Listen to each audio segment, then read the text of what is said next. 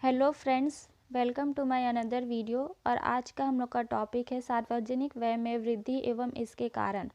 मतलब कि सार्वजनिक व्यय में कैसे वृद्धि होती है और उसके वृद्धि होने के क्या क्या कारण हैं, आज के टॉपिक में हम लोग जानेंगे।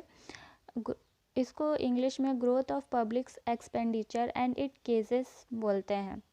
तो चलिए स्टार्ट करते हैं। 19वीं शताब्दी में सार्वजनिक व्यय में वृद्धि की प्रवृत्ति प्रारंभ हुई। मतलब कि 19वीं शताब्दी में सार्वजनिक व्यय में वृद्धि होना शुरू हुआ और 20वीं शताब्दी में यह और मुखर हो गई, मतलब कि और भी बढ़ गया। सार्वजनिक व्यय के वृद्धि के कारणों को 4 भागों में बांटा गया है।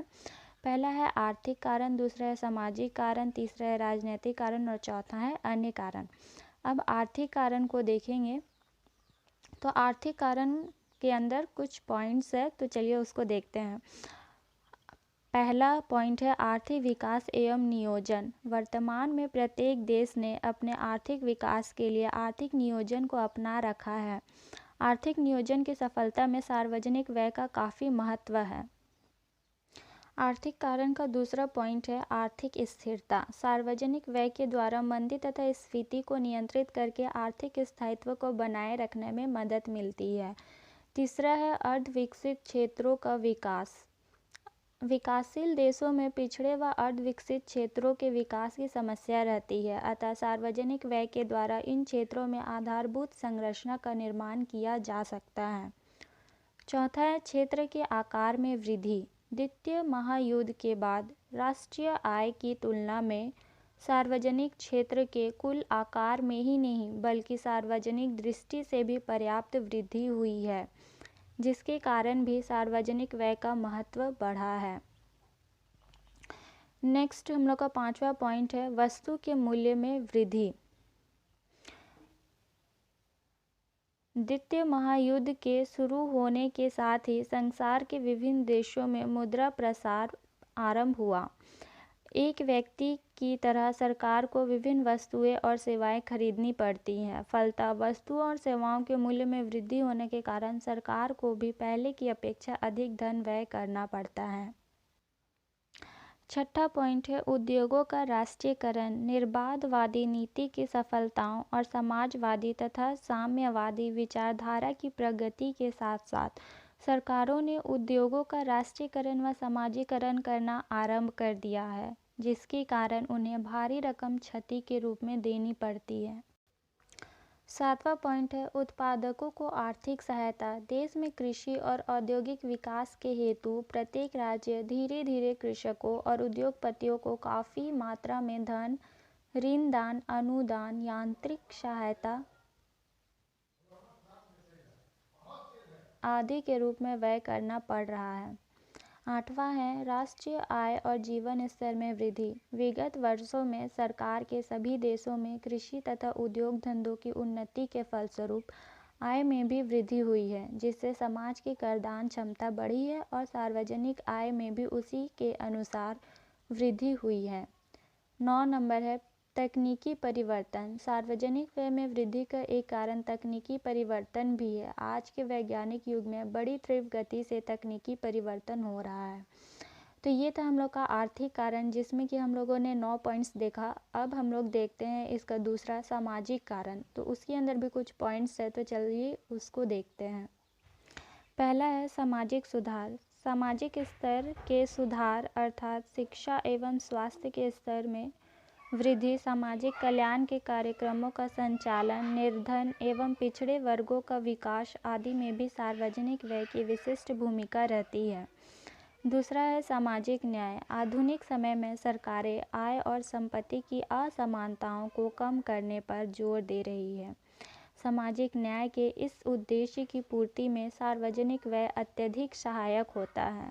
तीसरा है नागरिकों की प्रत्याशाएं। देश के नागरिक सदैव ही यह इच्छा रखते हैं कि उनके रहन सहन के स्तर में निरंतर सुधार होता रहे और सार्वजनिक व्यय द्वारा उन्हें और अधिक तथा श्रेष्ठ सुविधाएं उपलब्ध होती रहें। नेक्स्ट हम लोग का चौथा पॉइंट है जनसंख्या की तीव्र वृद्धि। सार्वजनिक व्यय में वृद्धि का प्रमुख कारण तीव्र गति से बढ़ रही जनसंख्या है। 5वां है शहरीकरण में वृद्धि। शहरों में अधिक शहरों में अधिक सुविधा एवं पर्याप्त रोजगार, अच्छी शिक्षा, आयात की सुलभता, समुचित सुंदर तथा अन्य आकर्षणों के कारण देश में निरंतर शहरीकरण की प्रवृत्ति बढ़ रही है। तो ये था हम लोग का सामाजिक कारण, जिसमें कि हम लोग का 5 पॉइंट्स है। अब हम लोग तीसरा देखते हैं राजनीतिक कारण। इसके अंदर के पॉइंट्स को हम लोग देखेंगे। पहला है राजनीतिक जागृति। वर्तमान समय के जनता में प्रजातांत्रिक आदर्श की विचारधारा बढ़ती जा रही है।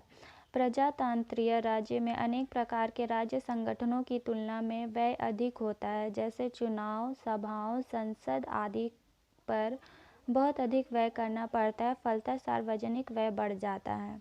दूसरा है युद्ध व्यय। Professor JK. मेहता के अनुसार सार्वजनिक व्यय में अत्यधिक वृद्धि का कारण अस्त्र शस्त्रों पर भारी व्यय किया जाना है, अणुशक्ति के विकास, जल का वायु सेना का उपयोग, युद्ध की विशालता, युद्ध का व्यय अकल्पनीय हो गया है। भारत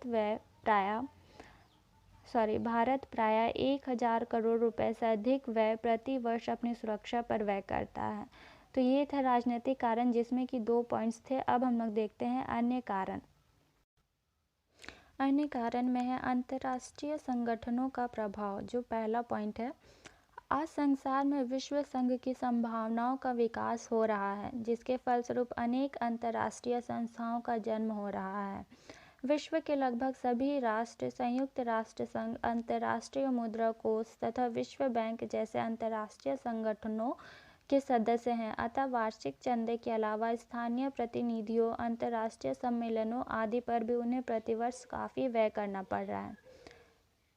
दूसरा पॉइंट है स्थानीय सामाजिक समस्याएं। कभी कभी देशों के समक्ष ऐसी स्थानीय समस्याएं आ जाती है जिनका तत्कालीन समाधान आवश्यक हो जाता है और उसमें पर्याप्त वित्त की सहायता पड़ती है। उपयुक्त विवेचना से स्पष्ट है कि आधुनिक युग में सार्वजनिक व्यय में भारी वृद्धि हुई है। सार्वजनिक व्यय में वृद्धि के अनेक कारण हैं, किंतु इसके प्रमुख कारण जो है वो सार्वजनिक कार्यों में वृद्धि है। तो ये था सार्वजनिक व्यय में वृद्धि किस प्रकार से हो रही है। आई होप कि आप लोगों को ये वीडियो पसंद आया होगा। अगर आप लोगों को ये वीडियो पसंद आया है तो लाइक, शेयर एंड सब्सक्राइब ज़रूर करें। Thank you for watching.